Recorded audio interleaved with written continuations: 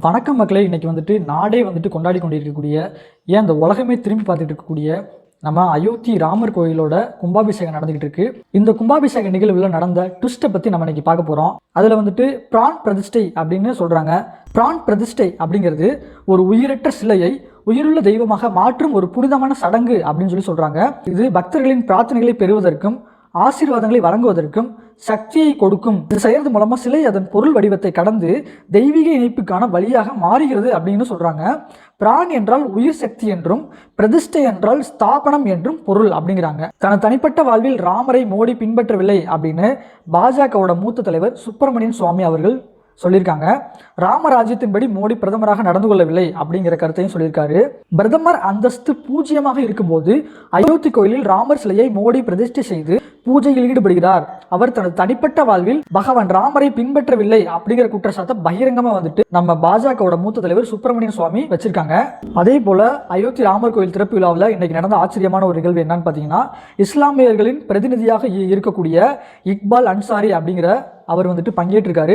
உச்சநீதிமன்றத்தில் நடைபெற்ற அயோத்தி நிலம் தொடர்பான வழக்கில் எதிர் மனுதாரர்களில் இக்பால் அன்சாரியும் ஒருவர் அப்படிங்கிறது குறிப்பிடத்தக்கது. இன்றைய ராமர் சிலை பிரதிஷ்டை விழாவிற்கு இக்பால் அன்சாரி கலந்து கொண்டார். தமிழகத்தோட உண்மையான பக்தர்கள் பெருமானையும் வழிபடுவர், பெரியார் தத்துவங்களையும் போற்றுவார்கள், பிற மதத்தினரையும் மதித்து நடப்பார்கள் என முதல்வர் மு.க. ஸ்டாலின் அவர்கள் கூறியிருக்காங்க. ஒரு வதந்தியை வாட்ஸ்அப் சமூக வலைதளங்களில் பரவச் செய்து அதை உண்மை போல ஆக்கும் பணியை பாஜக செய்து வருவதாக அவர் குற்றம் சாட்டியிருக்காரு. அதோடு பாஜகவில் உயர் பொறுப்பில் உள்ளவர்களே பொறுப்பின்றி வதந்தி பரப்புவது வழக்கமாக ஒன்றாகிவிட்டது அப்படிங்கிறது வேதனை தரக்கூடிய ஒரு விஷயமா இருக்கு அப்படிங்கிற வருத்தத்தையும் அவர் தெரிவிச்சிருக்காரு. அயோத்தி ராமர் கோயில் வடிவிலான வெள்ளி சிலை பிரதமர் மோடிக்கு நினைவு பரிசாக வழங்கப்பட்டது. ராமர் கோயில் திறப்பு விழாவில் மோடி பங்கேற்று ராமர் சிலையை பிரதிஷ்டை செய்து பக்தர்களிடையே உரையாற்றினார். வரலாற்று சிறப்புமிக்க இந்த நிகழ்வில் பங்கேற்ற மோடிக்கும் RSS தலைவர் மோகன் பகவத்துக்கும் வெள்ளியில் செய்யப்பட்ட ராமர் கோயில் மாதிரி சிலையை முதலமைச்சர் யோகி ஆதித்யநாத் கொடுத்திருக்காங்க.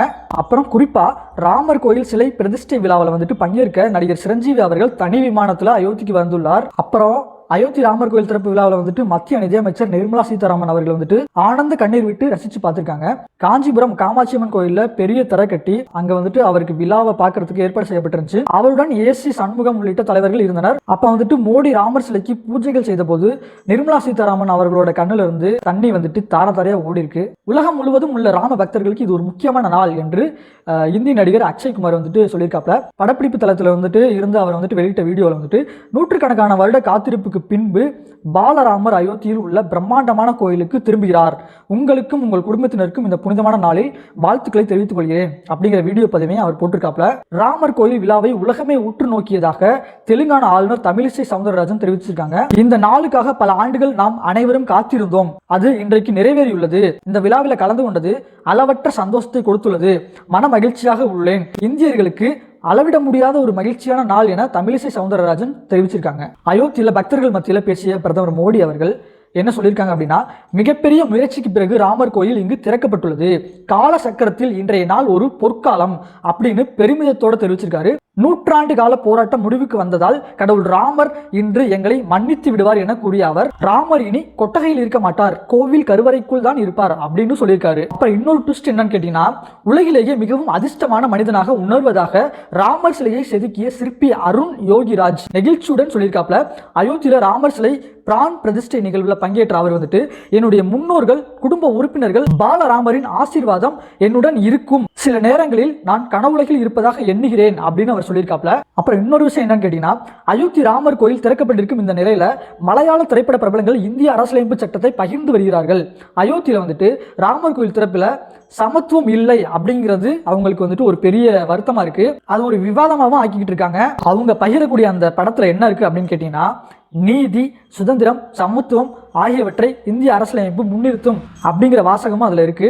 5 வயதுடைய பாலராமர் சிலை அயோத்தி கோயிலில் இன்னைக்கு கருவறையில் காலை பிரதிஷ்டை செய்யப்பட்டது. கருவறைக்குள் சென்று ராமர் சிலைக்கு பிரதமர் மோடி மலர்களால் பூஜை செய்தார். அதுக்கப்புறம் சாமி கும்பிட வெளியே வந்தபோது அவர் கால் தடுக்கி கீழே விழ சென்றார். இதனால அங்கிருந்தவர்கள் சற்று அதிர்ச்சியானார்கள். ஆனால் எதையும் கண்டுகொள்ளாமல் அவர் வழக்கம் போல கடவுள் ராமரை மனமுறையை கும்பிட்டார். அயோத்தி ராமர் கோயில் திறப்பு விழா முன்னிட்டு கோயில் வடிவத்தில் உருவாக்கப்பட்ட தங்க மோதிரம் இணையதளத்தில் வைரலாகிட்டு வந்துட்டு இருக்கு.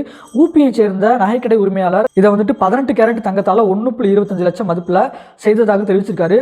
அதில் ஜெய் ஸ்ரீராம் அயோத்தி தாம் அப்படிங்கிற வாசகம் எழுதியிருக்கு. கோயில் உள்ள தூண்களை மிக நுணுக்கமாக பொறிக்கப்பட்டுள்ள இந்த மோதிரம் உலக அளவில் பலரது கவனத்தை ஈர்த்திருக்கு. அயோத்தியில் கட்டப்பட்ட ராமர் கோயிலுக்கு கதவுகள், மணிகள் போன்றவை தமிழகத்திலிருந்து சென்றது. அதே மாதிரி ராமேஸ்வரம், திருச்செந்தூர் உட்பட்ட பல்வேறு கோயில்களிலிருந்து தீர்த்தம் மதுரை, தஞ்சை, காஞ்சி, கும்பகோணம் போன்ற புராதன நகரங்களில் இருந்து புனித மண் எடுக்கப்பட்டு ராமர் கோயிலுக்கு கொண்டு செல்லப்பட்டுள்ளது.